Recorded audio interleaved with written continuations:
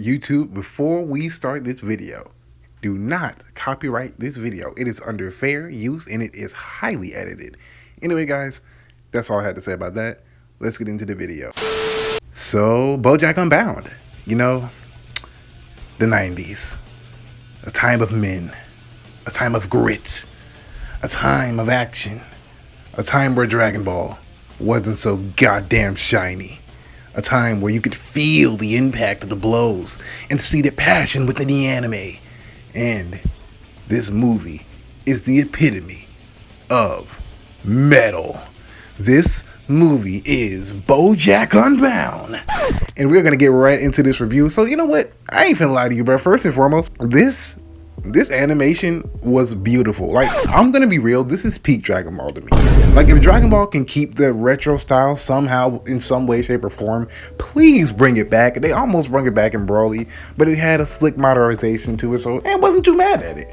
But bro, this animation was glorious. The way the light travels against the characters, like, it looks incredible. The impact punches, the sound mixing, everything about this movie is beautiful. It's like this was just a high budget epilogue to the Cell Saga, if we really want to be honest. Like, 'cause this was glorious animation. Like, I haven't seen anything come this clean. Like, even the Broly movie had a couple glitches here and there, but in this movie I didn't see a single imperfection. Like, this was beautiful. Come on now, dog. Come on, man. It was like, after like the legendary Super Saiyan movie, they was like, yeah, let's just increase the budget just a smidge, and they just lit it up. Like, they just threw all of the money at it. Like, and some of these character designs were mad complex. Like, seriously. And also another thing, can not even Hercule, can the government just like put out invitations in space and just have aliens pull up? Because yeah, I get it, okay, Bojack didn't exactly have his RSVP and everything, but were these actual aliens fighting? Like, what? I don't know, because Dragon Ball characters, they already live in a world where a talking dog is president, so I kind of just, I don't know, bro, but they seem pretty convinced. But then again, there was this one line where this idiot producer talking about something, oh, these are real, these other ones are not. Like, so clearly they weren't real aliens, but what were they then? I don't know. It's just something that got to me. I'm sorry I had to waste y'all time with that weird little tangent. Let's get into it.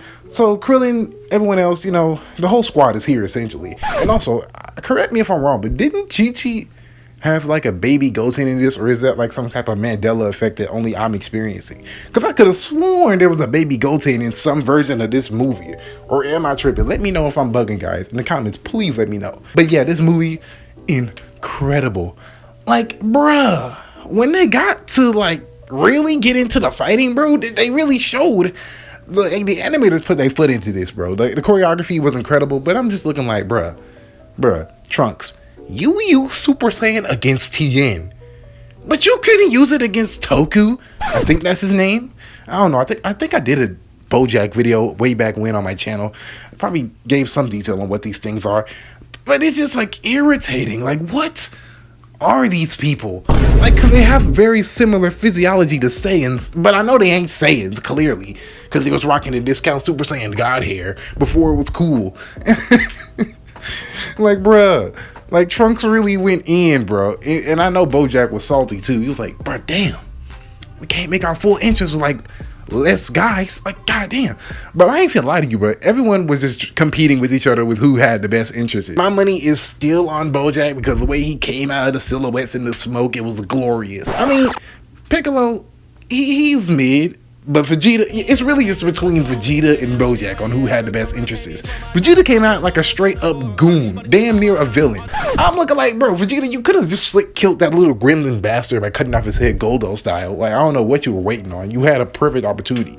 You was known for sneaking niggas. Like, you're like, Jesus Christ, man. Like, bro, Vegeta was mad neutered after, you know, the Namek arc. It was kind of sad to see. He was all like, leave him to me. And I gotta say this, bro. As cool as that little battle that he had with Bojack was, I gotta be real with y'all. This man wasn't hitting shit.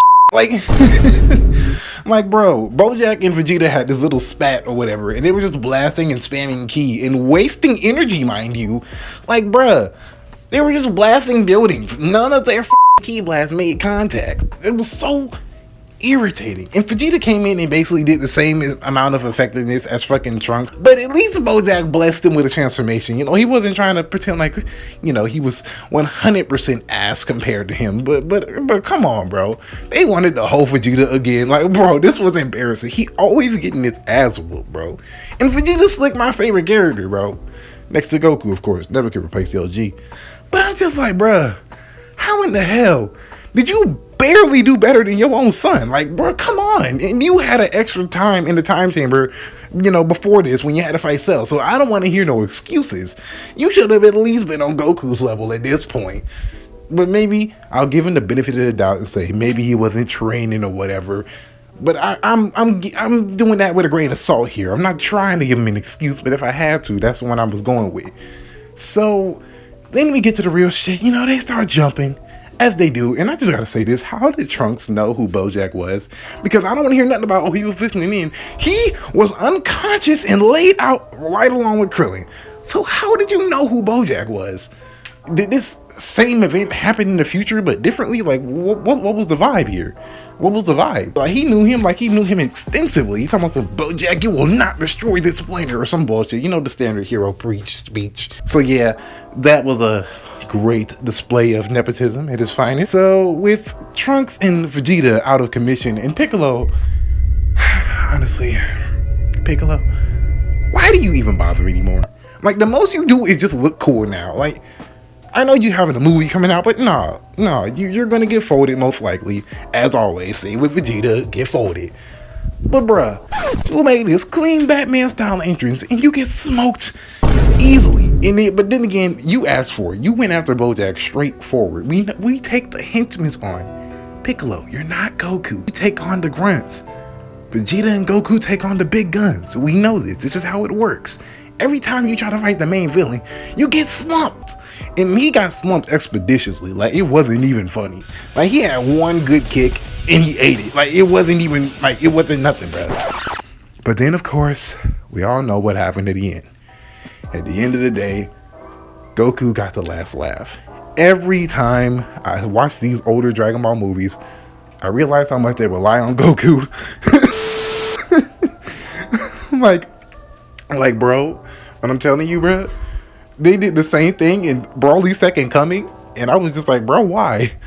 Why do they do this? They couldn't just let Gohan do it by himself. He had to have some little Goku interference. I love the scene, but did he come out like a ghost? Because he turned to pure light in the scene. Like, what? It was weird. But I can ignore it. I can ignore it.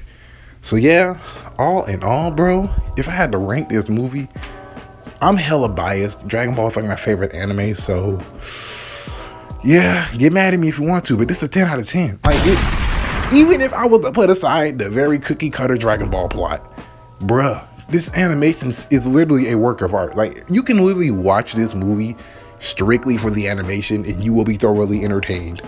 Like, seriously, this was incredible. Like, it was insane. So yeah, man, that was the end of this video. Like, comment, share, subscribe to all the good stuff, and I will see y'all to the next video. Peace.